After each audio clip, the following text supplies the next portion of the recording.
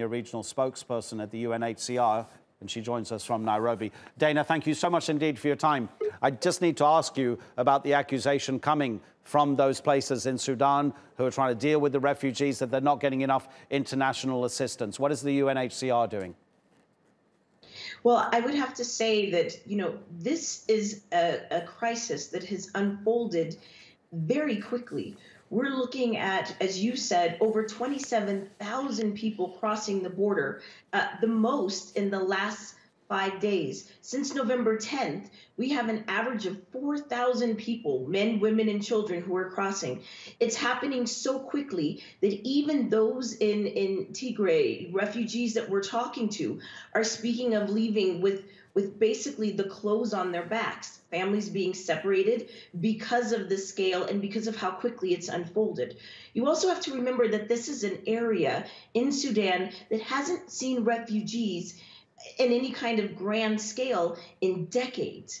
We had already there basically a reception center that was willing to hold about 300 people, and that now is servicing at least 12 to 15,000 with people still arriving. We are mobilizing as fast as we can. We're working very closely with the Sudanese government to identify sites where we can set up camps and settlements for these refugees to go. We're working closely with our partners, including WFP, MSF, the Red Cross, and others.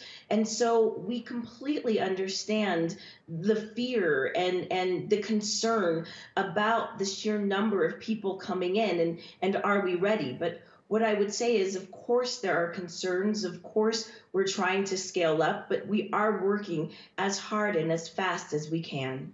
Is the government of Sudan fully on board with taking these people in? And do you think they will continue to do so? Or might there be a point where they say we simply can't take any more?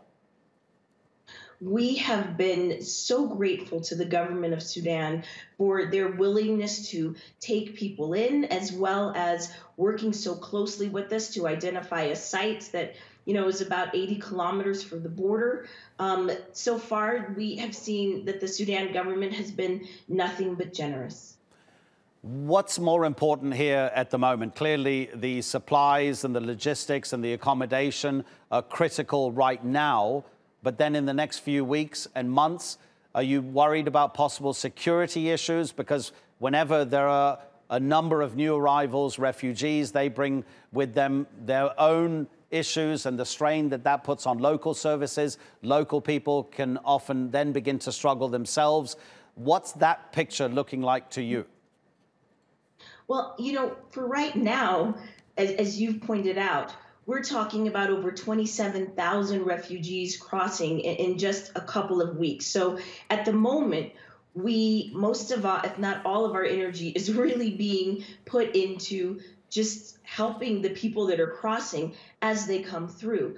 Of course, we have this in all refugee situations where we have to think about the host community. We have to think about the generosity of those who already have so little, sharing their resources. And that's why it's so important that we're developing this along with the Sudanese government and our partners for the future.